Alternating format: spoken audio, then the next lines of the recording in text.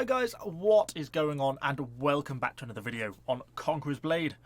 So today we are going to be taking a look at the Stalwarts, the Symmachean Stalwarts.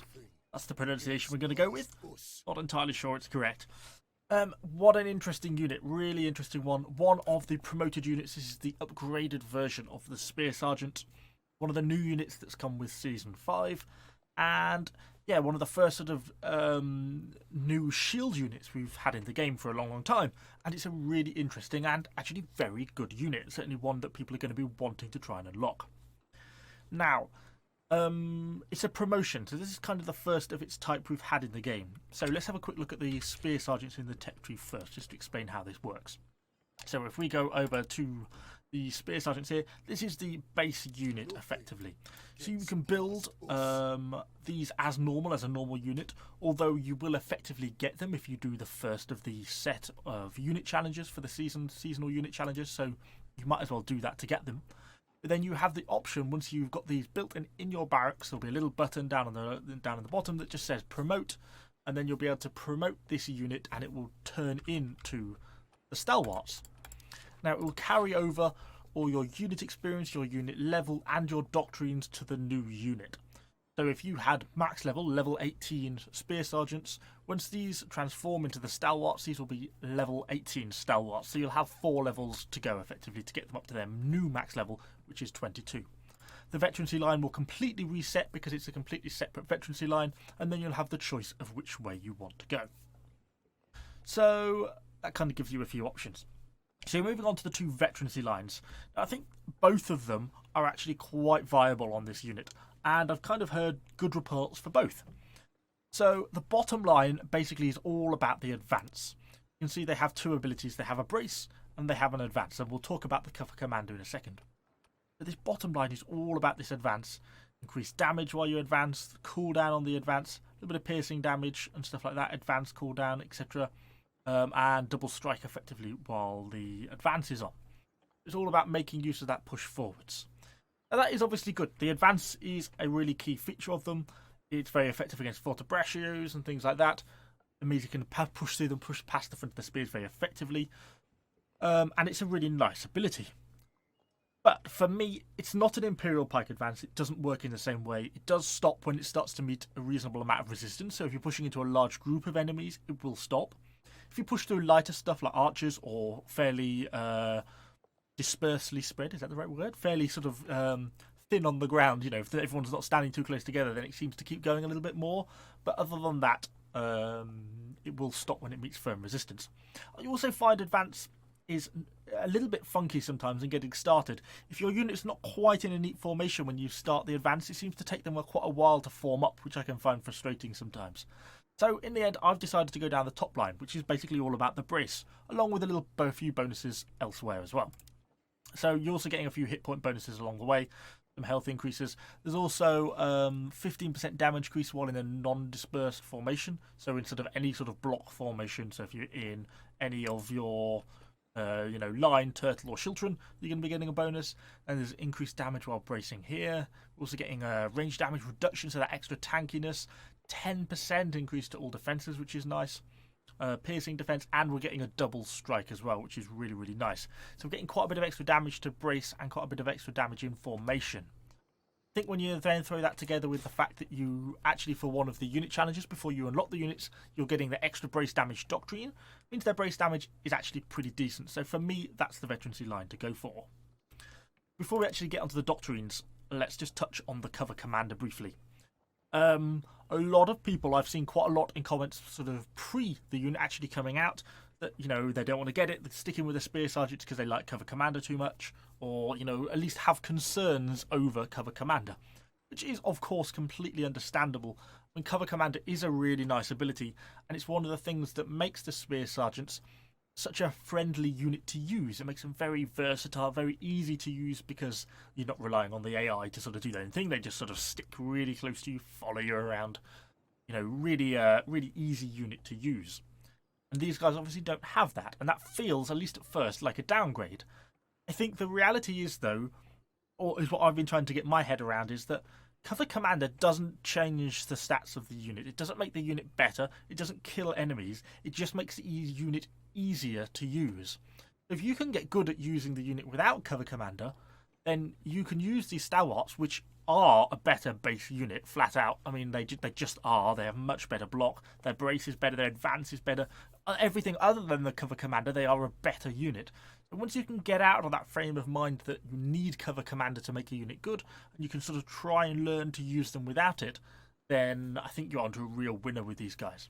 Although, that is easier said than done, and I am definitely one of those people who struggles sometimes without Cover Commander. I certainly get my unit placements a bit muddled up, and it all goes a bit wrong sometimes. But it's certainly something I think that I'm trying to learn, and it's something worth learning. So I also want to touch on a little bit, before we just move on to the doctrines. This is going to be an excessively long introduction. We're already up to nearly 6 minutes. Obviously, we've got the two, the brace and the advance.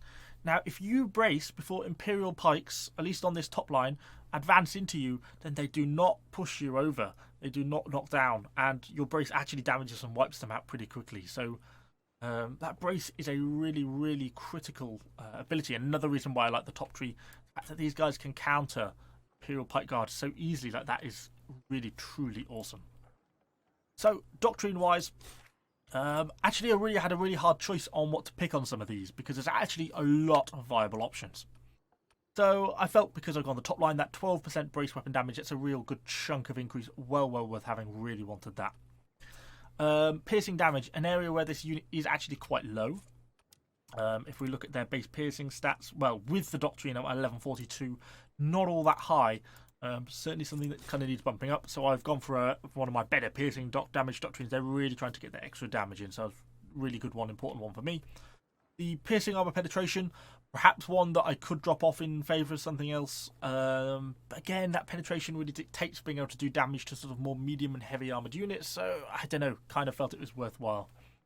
I went for a high level piercing defence because, well, if I'm honest, I was just trying to see if I could get it to 1,000. But we'll touch on that in a minute.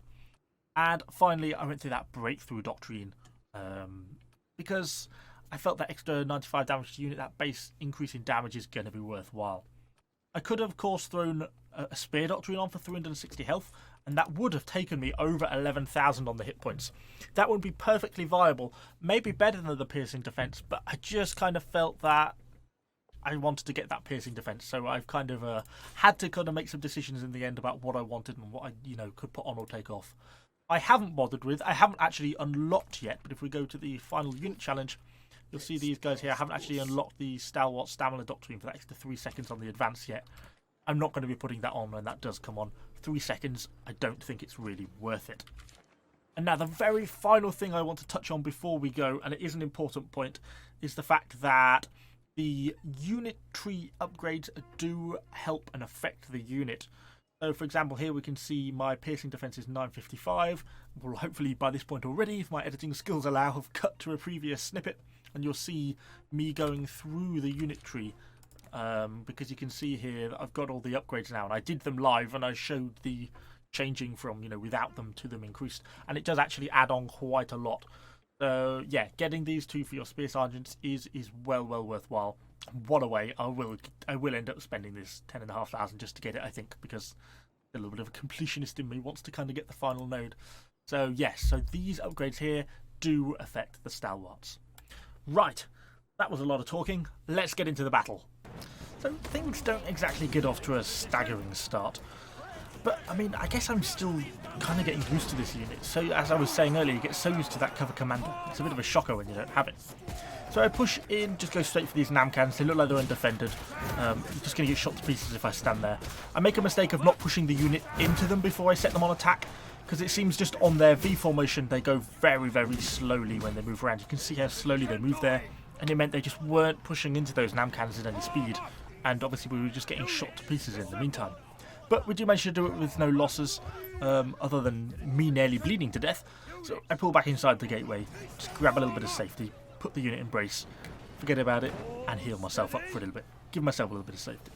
So it seems like when you're pushing into units like that, if you want to push through a fairly soft unit and you're not using the advance, it seems to be important to push the unit into and through the unit before you put it onto the field. I mean, this is true with a lot of units, actually. It should be something I did naturally anyway. But it seems to be particularly true with these guys because they move so slowly in their V formation compared to any other sort of melee unit. So something worth bearing in mind.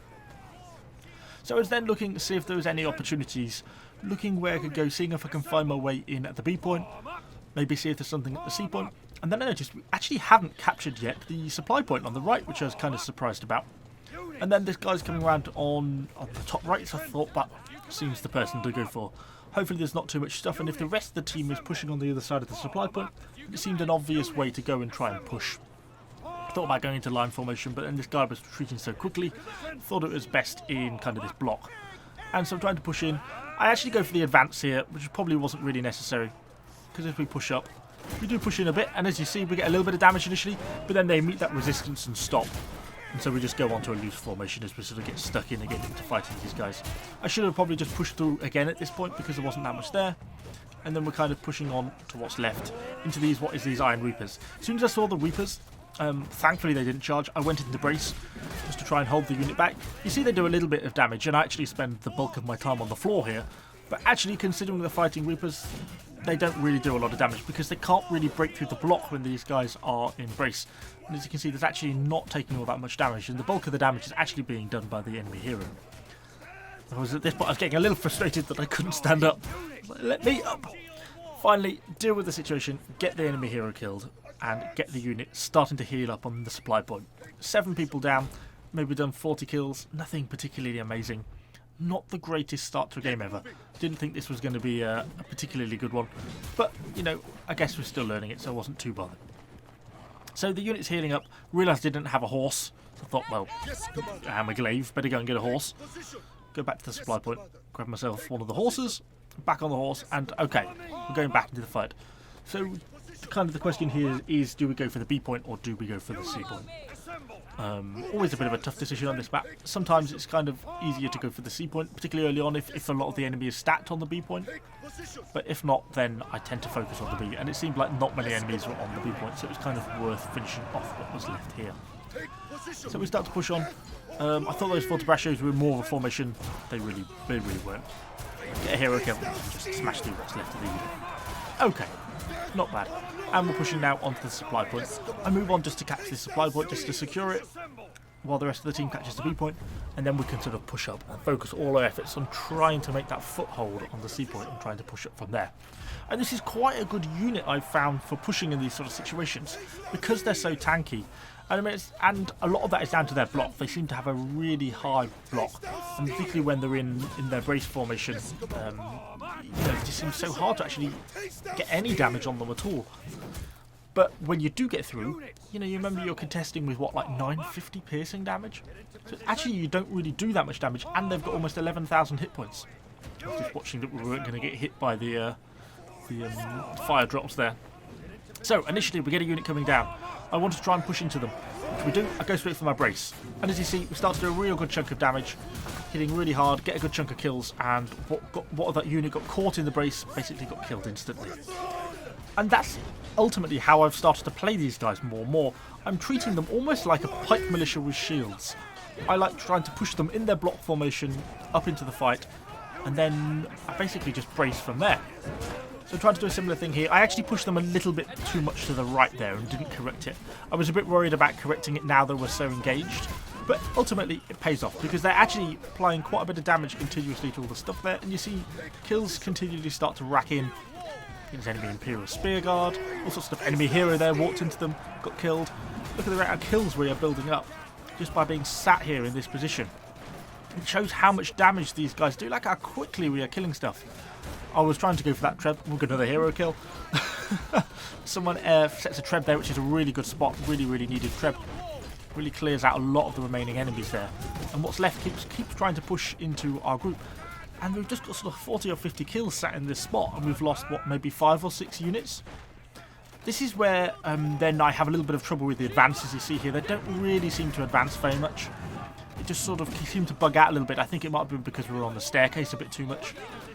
But I was really kind of pleased with that. It shows really how good they are in that brace. And that's why I decided to go down the top line. because they just seem to hold so well in those sort of situations. So I'm pushing on through. I seem to be the only one going this way, but I go on to go at the supply point. I was fairly confident the rest of the team will be able to capture the sea. Wanted to get the unit healed up. Wanted to capture this supply point before they could set up any real defence here, because things can make things quite a lot more difficult once they get properly sort of set up. So get that unit on the supply point, get them healing, and then I'm kind of looking for my next opportunity. Well, I thought about trying to get a sneaky little bit of cap points on the sea at this point, actually. I've still got one of the challenges, I think, is to get 15 cap points or knock a ladder over. So I was trying to be a bit cheeky, grab a few extra sneaky little, steal a few cap points. But unfortunately it doesn't quite pay off. I was a bit too slow. But since I was here, I was going to have a few artillery kills. It'd be rude not to, wouldn't it? And then I'm heading back towards my Stalwarts. Since they're over that side, I think that's kind of the side I wanted to try and push my way through on, because I thought that was going to be the better opportunity for us. So that's kind of where I'm trying to set up the bulk of my efforts. So calling the unit to me, obviously we're down to, well, exactly 50% of our unit now, so we're quite heavily diminished. But it's still a 16 stack of an extremely tanky unit with a good amount of brace damage. So there's still quite a lot to it. And as we're starting to get set up, there's a few heroes fighting on the point, but not enough that I really wanted to push my whole lot in there, because there's not a lot of friendly units, mostly just heroes. And with all these archers down here on the left, I thought there might be an opportunity to try and sort of push in. See these guys, they try and make a run for it. We get the bulk of them as they go. And killed off the rest of those archers. I finally sort of managed to get into my head that I need to push into the unit before I push V. I don't know why at the start and throughout the game I've really not been doing that, because I should be doing that with all units anyway, irrespective of these Stalwarts. So being a bit of an idiot there. Looks like the rest of the team's getting themselves pretty well set up on point. So I kind of wanted to push beyond and push into the enemies here and just brace to form that wall. And that's pretty much exactly what we do. Get the hero kill, and again, see ticking all that brace damage starting to tick up as these enemy units are basically just stood and being stabbed by the unit in the brace formation. Cav starts to come in, again runs into the same problem. Because they're not really charging directly, it doesn't really work like that. If a unit of Hussars charges into them, it does flatten them. So they're not completely stopping T5 Cav or anything, but it will stop stuff fairly effectively. And just look how quickly they rack up kills. And it's not only the kills that they rack up, but it's how little damage they take in the process. Unless someone gets behind them, you know, if a Maul gets behind them and starts swinging, then yes, they take damage. But if he doesn't, then they're almost indestructible from the front. Takes a little while for the service to catch up, but we were able to get 120 kills and 2 hero kills there, with, frankly, some quite poor playstyle. And it just shows how dominating this unit can be. Very, very tanky from the front, really high block, really high armour and really high health. And that brace is lovely. So for me, it's the top line is the way to go. But I think the bottom line is also very viable, and I've heard a lot of people kind of enjoying that. So kind of welcoming a bit of feedback on that.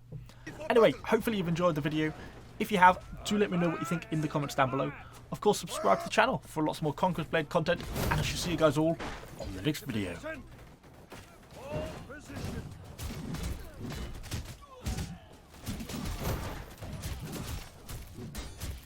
Form up!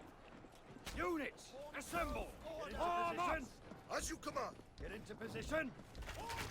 Form up! Hold steady! Fire! Form up! Hold position! Fire! Fire! Get into position! Fire! Units, assemble!